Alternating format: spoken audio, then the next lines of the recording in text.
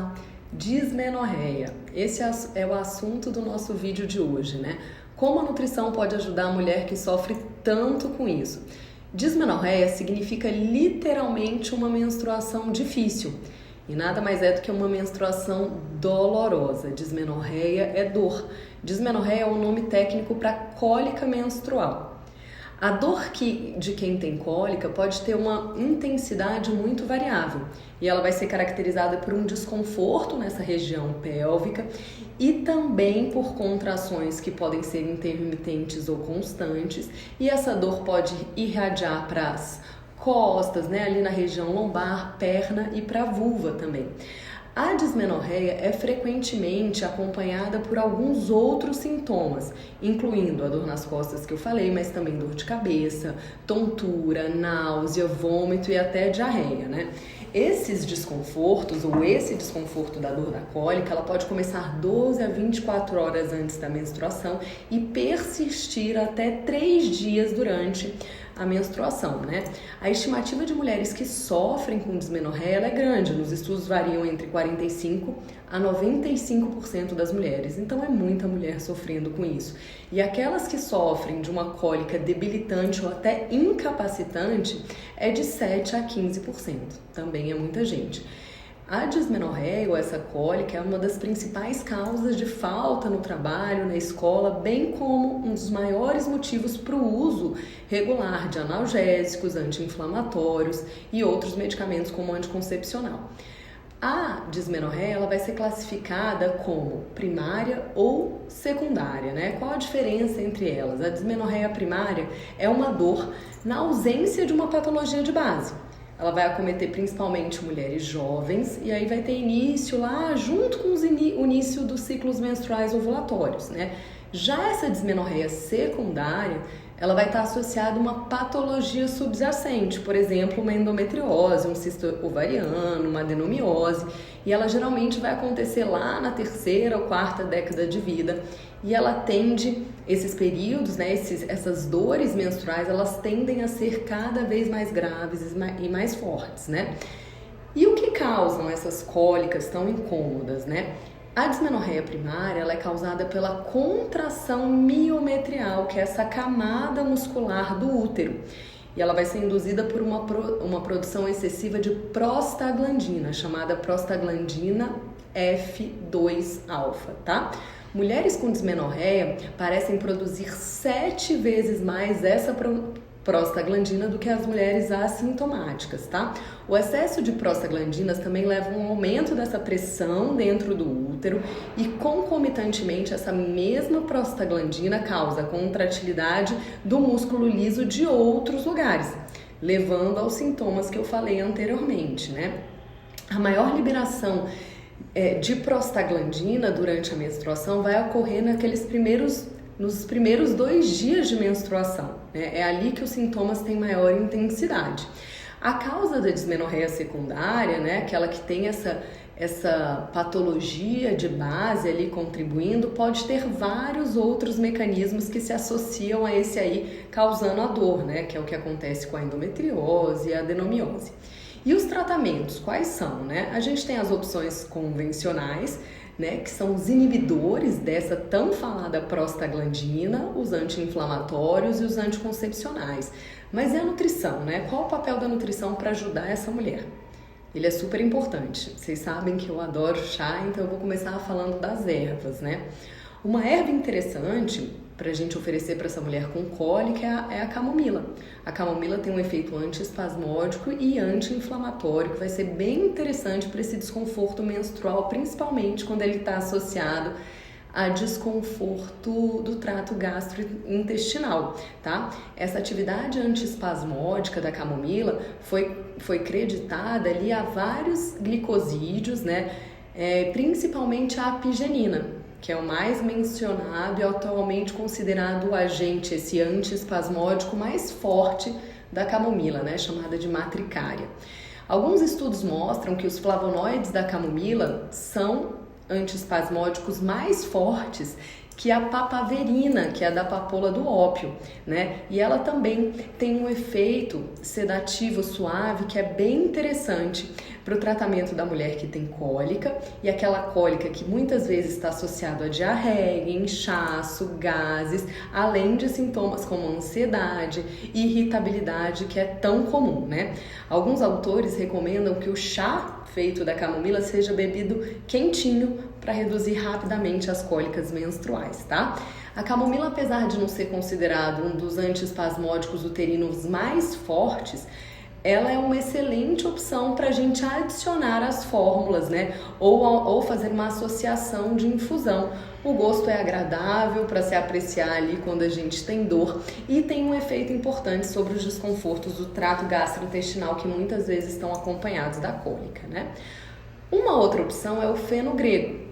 O feno grego ele pode atuar de forma bem benéfica em várias queixas menstruais, tá? Um estudo recente, né, um ensaio clínico duplo cego, descobriu que a semente lá do feno grego beneficia os sintomas da dismenorreia, então é interessante para a cólica, tá? As participantes eram 100 mulheres, foram divididas, né, randomizadas para receber as cápsulas, né, o extrato de feno grego, moídas ali, e 3 vezes ao dia, ou controle, durante os 3 primeiros dias de menstruação por ciclos, né, por 2 ciclos consecutivos, né. Elas responderam uma escala de dor, para avaliar a dor, durante aqueles primeiros 3 dias da menstruação. Ambos os grupos de tratamento, o do placebo e o feno grego, exibiram níveis mais baixos de dor, né, quando comparado ao baseline, mas a diminuição mais significativa foi encontrada com o uso do feno grego. Então, a sua ação parece ser por um efeito estimulante lá da circulação do útero e por um importante efeito anti-inflamatório. Ele também é bem comumente utilizado nas fórmulas de ervas para a cólica menstrual e pode ser tomado como a camomila, um chazinho quente, uma tintura ou o extrato. Uma outra opção para a gente associar aí é o gengibre. Ele é um grande aliado para as cólicas, né? Além dos efeitos positivos na náusea, né? Que é um sintoma que pode acompanhar a mulher que tem cólica. O gengibre ele vai exercer efeitos anti-inflamatórios na via lá da síntese das prostaglandinas, né? E tem uma atividade de inibidor da sintetase de tromboxano e agonista da prostaciclina, que pode ser responsável pelos efeitos analgésicos na dismenorreia. Tem um estudo de 2013 que mostra a eficácia do gengibre no tratamento da cólica primária em 70 estudantes universitários que também receberam cápsulas de gengibre ou placebo durante os 3 primeiros dias do seu ciclo menstrual, e após 2 meses, tá? O grupo que recebeu as cápsulas do gengibre experimentou significativamente menos dor menstrual. Um outro estudo que eu acho muito interessante foi um que os pesquisadores usaram 2 protocolos para administrar o gengibre, tá? No primeiro, eles usaram 500 mg de gengibre e a cápsula de placebo, administrados 2 dias antes do início da menstruação, e continuaram naqueles primeiros 3 dias do ciclo menstrual. Na segunda forma, eles administraram apenas nesses 3 primeiros dias da menstruação. E aí foi feita uma escala de análise de dor e houve melhorias estatisticamente significativas nos sintomas de dor para o grupo do tratamento com gengibre, desde, naquele primeiro protocolo, nos dias antes da menstruação. Então, mostrando que, de repente, oferecer essas estratégias antes mesmo dessa mulher ficar menstruada parece ser muito interessante, né? Seria o ideal a gente começar a preparar, então, essa mulher antes que ela menstrue. E tem um outro estudo que eu também acho muito interessante, que testou o gengibre contra o Ponstan e o ibuprofeno, medicamentos muito usados para cólica menstrual. Pegaram 50 mulheres com essa dismenorreia primária, randomizaram em 2 grupos. Um usou o gengibre 250 mg, o outro Ponstan 250 mg e o ibuprofeno 400 mg. Usaram 4 vezes ao dia durante os primeiros 3 dias do ciclo menstrual. E o que se encontrou foi pontuações finais de escala de dor melhores em comparação ao baseline, mas sem diferenças significativas entre os grupos, né? E o que isso mostra? Que o gengibre, ele vai ser tão eficiente, então, contra o Ponstan e o ibuprofeno, que são medicamentos clássicos e convencionais que podem ter efeitos colaterais, né, usados para cólica. Então, uma ótima estratégia. E a dieta e os suplementos? Será que a gente tem estudos? É claro que a gente tem, né? O que a gente sabe é que a abordagem precisa ser multifatorial. Então, a gente precisa pensar em uma dieta anti-inflamatória, vocês já viram isso, com uso de ácidos graxos essenciais e uma dieta rica em carboidratos complexos, mais ricas em frutas e vegetais e legumes e que priorizem peixes e aves para ajudar a minimizar essa dismenorreia. Eu vou falar por quê, tá? O óleo de peixe, vamos começar por ele. Parece ser uma estratégia bem interessante. A suplementação da dieta, uma dieta anti-inflamatória com óleo de peixe, ele é indicado para reduzir o que, pessoal? Aquela produção de citocinas, né, de prostaglandinas inflamatórias, né? A prostaglandina F2-alfa, né? Uma coisa importante, o ácido araquidônico dos compostos, né, ali na carne, nos laticínios, aumentam esse tipo de prostaglandina. Por isso a gente recomenda reduzir o consumo de laticínios e carnes, tá? A suplementação do ômega 3, ela pode ser realizada aumentando, por exemplo, ou os peixes de água fria na dieta para 2 ou 3 vezes na semana, ou a gente vai adicionar um suplementinho pronto de óleo de peixe, tá? Um estudo também placebo controlado com algumas adolescentes mostrou que houve uma melhora dos sintomas, avaliados através de escala de 73% nas meninas que tomaram suplemento de óleo de peixe com mais ou menos ali 720 mg de DHA e 1000 mg de EPA, e também tinha uma associação com vitamina E por 2 meses, tá? Estudos com doses menores do que essa, a gente também, em um uso mais crônico, a gente também começa a ver benefícios, não precisa ser dose tão alta. Lembrando que o salmão, o atum, o linguado também tem esse ácido linolênico que ajuda a relaxar os músculos e modula a produção de prostaglandinas 1, 2 e 3. Lembrando que as anti-inflamatórias são a 1 e a 3, eles vão aumentar, e as pró-inflamatórias são a 2 e o ômega 3 vai diminuir. A gente precisa lembrar também, quando fala de peixes, que eles podem estar contaminados por mercúrio. Então, talvez, usar as cápsulas de óleo de peixe livre de mercúrio seja uma melhor estratégia, né? A gente pode lembrar também das sementes que contêm ácido linolênico, como abóbora, linhaça, gergelim e girassol, também vão aumentar os níveis de PGE3, né? Então, essa é uma outra estratégia. Um outro nutriente super importante é o magnésio. Um estudo, mesmo que pequeno, com mulheres com dismenorreia primária, mostrou que aquelas que receberam uma suplementação de magnésio oral 7 dias antes da menstruação e durante os 3 primeiros dias da menstruação, mostrou uma diminuição das cólicas sem efeito colateral, tá? Ele tem um efeito, né, nessa dor nas costas, também na dor abdominal, né, durante esses dias do ciclo menstrual, principalmente porque o magnésio ele vai atuar em dois pontos, tá? A gente precisa lembrar que ele é um cofator da delta-6 desaturase, que está envolvida na produção das prostaglandinas anti-inflamatórias. Então, eu estou modulando essa produção de prostaglandinas, né? Principalmente da PGE1.